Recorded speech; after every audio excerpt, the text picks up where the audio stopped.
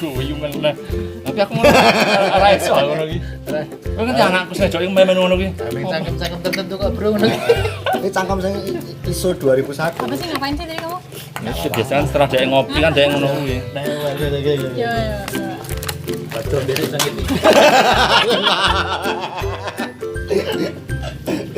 Aku paham. Dengan tipe jahat nih.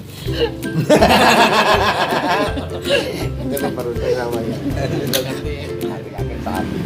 Nek points of view itu apa tuh sebenarnya? Points. Anak global. Point of view. Ya points Kita of kan- view coba diterjemahin bahasa Indonesia. Points of view.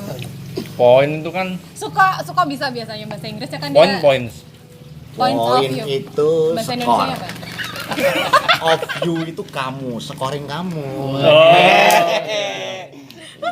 Jadi Indonesianya penilaian kamu deh. Iya, Kayak apa semacam ya? itulah. Ngelihat dari view-nya orang itu langsung gitu loh. Dari Dari perkembangan orang media. yang ngebaca. Kayak misalnya menurutmu gitu loh. Ya nggak sih? Gitu nggak sih? Points of view. Iya enggak? Kalau view-nya dari keluarga baik-baik kelihatan juga. Tapi pasti nggak kamu. Tujuannya berarti untuk menilai seseorang, Nggak nilai sih, lebih ke apa? menggambarkan. Ya, Refleksi. refleksi. Sarana refleksi. Sarana refleksi. Tujuannya apa sebenarnya? Point of view itu tujuannya apa? Points of view itu kan salah satu metode, salah satu metode dalam psikologi proyektif kan. Jadi kan stimulusnya bisa macam-macam psikologi proyektif, bisa dari gambar, bisa dari apa? Bisa tinta gitu ya, bisa dari foto. Nah ini dalam kasus points of view ini foto, jadi stimulusnya itu foto. Dari Berarti foto. semacam kayak melihat sesuatu terus pengalaman masa lalu muncul gitu ya? Ya, jadi nanti kita ada stimulus pertanyaannya. Oh, terus nanti kira-kira si kartu ini mau ngomong apa sama kita. Jadi pesan apa yang disampaikan kartu itu ke kita sebagai yang lihat itu. Kayak apa ya? Ngeliat tuh jadi kayak keinget sama di dalamnya kita sih. Ngomong ini kartu ini mau ngomong apa ya sama aku tentang diriku gitu. Kayak misalnya ngelihat ada di situasi apa terus jadi kayak keinget gitu loh. Ya.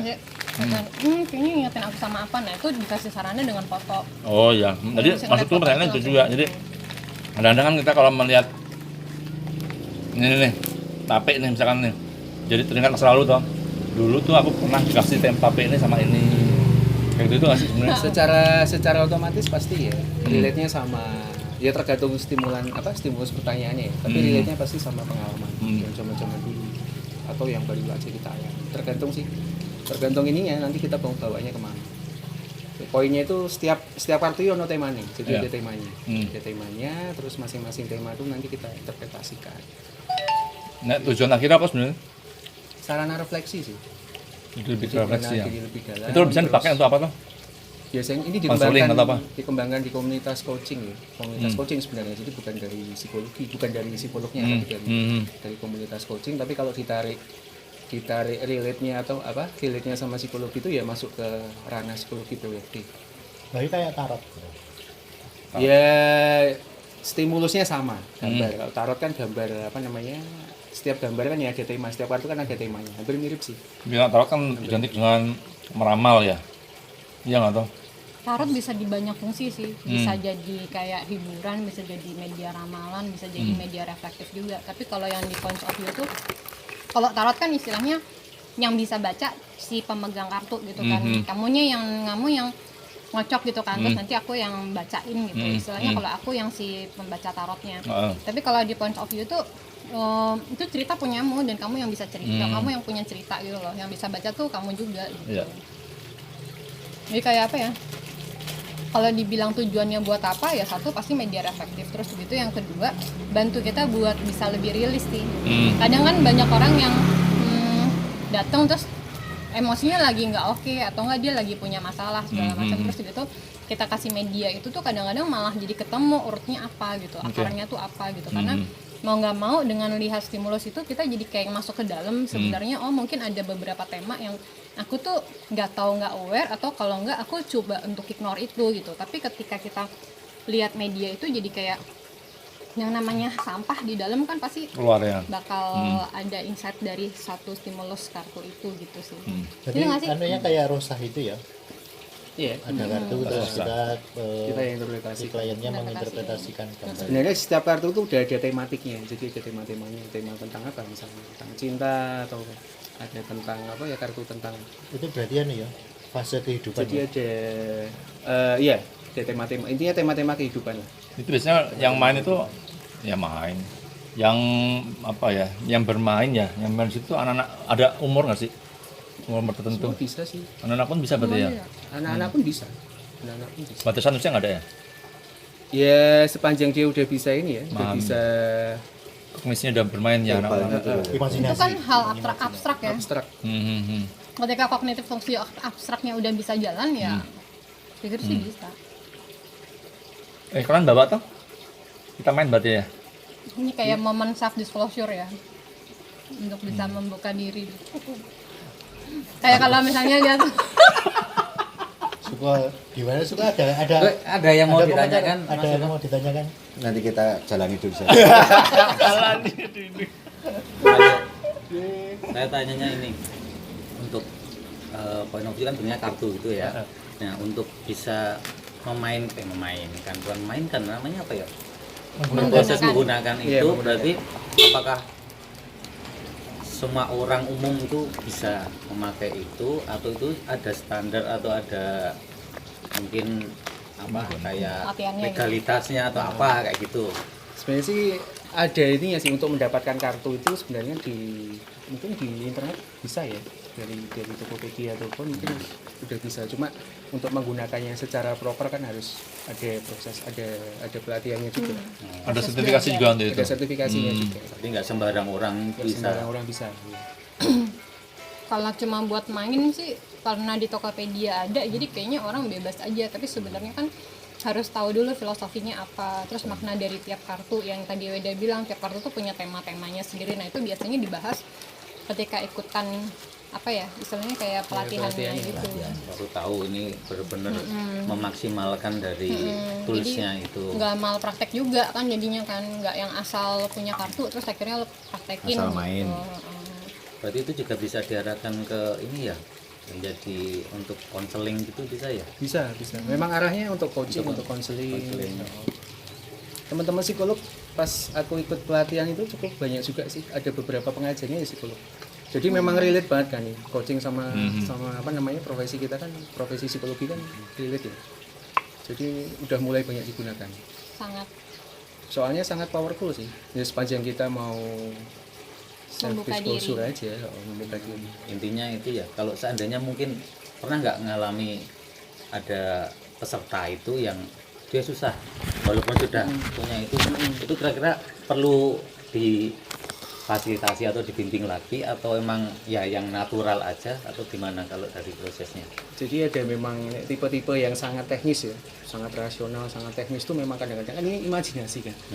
Jadi seolah-olah itu dia ngomong apa tuh karo aku gitu. Maksudnya ada emosi apa kartu itu kan setiap kartu setiap gambar setiap foto kan pasti ada emosi kan, ada emosi yang disampaikan. Nah, emosi apa yang dia sampaikan kadang-kadang orang yang terlalu teknis terlalu rasional kan agak susah. lepas. Jadi butuh imajinasi sih, butuh kemampuan imajinasi yang cukup baik. Makanya anak-anak Atau justru mungkin dia malah self blocking, bisa Iya. self blocking juga bisa. dia nggak mau menunjukkan aslinya. Ada banyak di momen pelatihan itu yang peserta ya memang ya hanya menceritakan gambar, oh ini ada gambar, Deskripsikan aja. mendeskripsikan Ada gambar aja bibir ada nih, gambar, nah, iya. bibirnya merah. Jadi, Kayak tapi gitu. maknanya apa lah, setiap kartu kan ada, setiap gambar itu ada maknanya. Yang penting itu menemukan maknanya sama ngerasa kayak feel-nya, terus relate-nya sama kita, sama isu kita itu apa. Berarti itu harus kuat di pengantar di awalnya ya, Iya. sebagai pemandu. Fasilitator. Konselornya, fasilitatornya. Tapi sebenarnya kalau dia mau bermain ya, kalau sih ini kayak bermain. Dia bermain aja karena Ya ini kalau kan dia Ini mau namanya bermain memang kan, ini coaching game. biasa main. nah, berarti Jadi dia coaching sebenarnya game. pertama dia harus mau untuk terbuka dulu toh. Iya, Ya kan, kalau enggak ya enggak akan maksimal Dan toh, sebenarnya. makanya apa kesepakatan kelompok. Jadi apa yang disampaikan, apa yang nanti diceritakan ya selesai di situ, hanya sampai di situ. Jadi nggak Iya, iya. apa yang terjadi di Vegas itu Iya. di Vegas istilah itu. Kalau Iya, di yang Vegas. terjadi di sana lah ya. Di sini kita Gimana Mas Uto mau ada tambahan? Ya begitulah kira-kira. Yang sana biar yang di sana. Yang di sana biar yang di sana, tutup pintu di sana, buang sampah lah di situ udah. balik Jangan menarik. lupa mandi. Kayaknya jadi penasaran. Ayo, kita cobain, Mbak. Kita gitu. Yuk.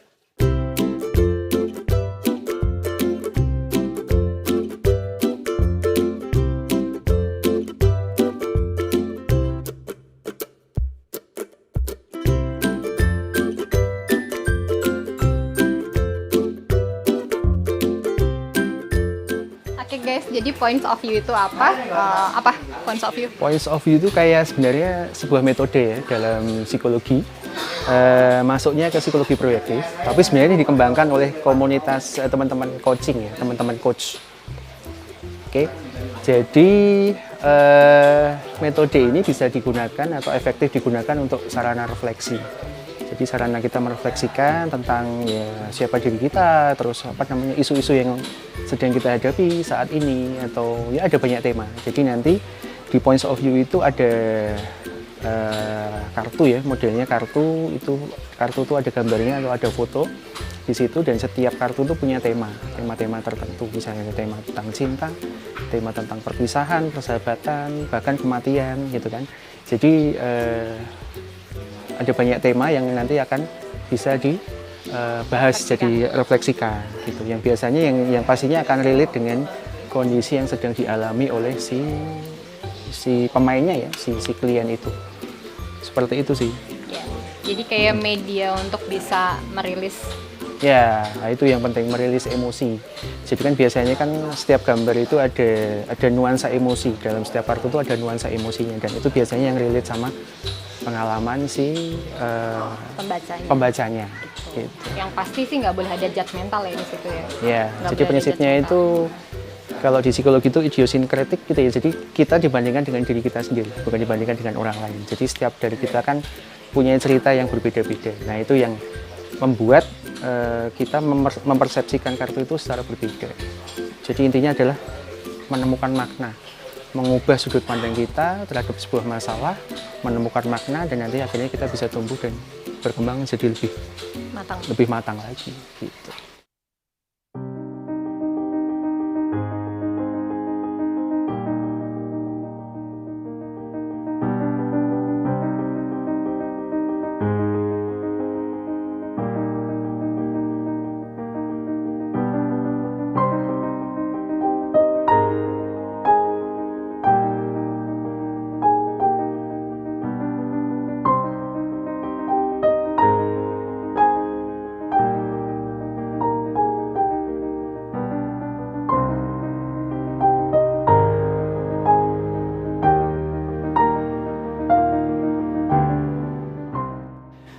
POY merupakan satu proses untuk menggali kita, mengenali diri kita, dan mencoba untuk lebih mengenal diri kita melalui stimulus kartu tersebut. Selain itu juga lebih kepada penerimaan diri kita, dan dari POY juga partner kita dalam bermain. POY sangat berperan sekali, jadi kita bisa saling sharing, saling bercerita, saling membantu satu dengan yang lain melalui stimulus dengan kartu POY tersebut. Oh, kalau sebenarnya POY ya, point of view. Jadi kalau dari proses tadi itu memang itu lebih memudahkan kita untuk merefleksikan kisah-kisah yang pernah kita alami, kemudian kaitannya juga dengan rencana-rencana kita ke depan. Jadi kartu yang ada di point of view itu membantu kita untuk bisa melihat dengan lebih mudah apa yang sebenarnya menjadi insight kita, baik yaitu entah itu masa lalu, masa sekarang maupun masa depan. Pada waktu awal-awal di proses point of view tadi, mungkin bagi saya juga nggak nyaman karena kita harus berani untuk membuka diri, harus berani untuk membagikan pengalaman-pengalaman kita di masa lalu, dan juga insight-insight yang menurut kita itu akan memajukan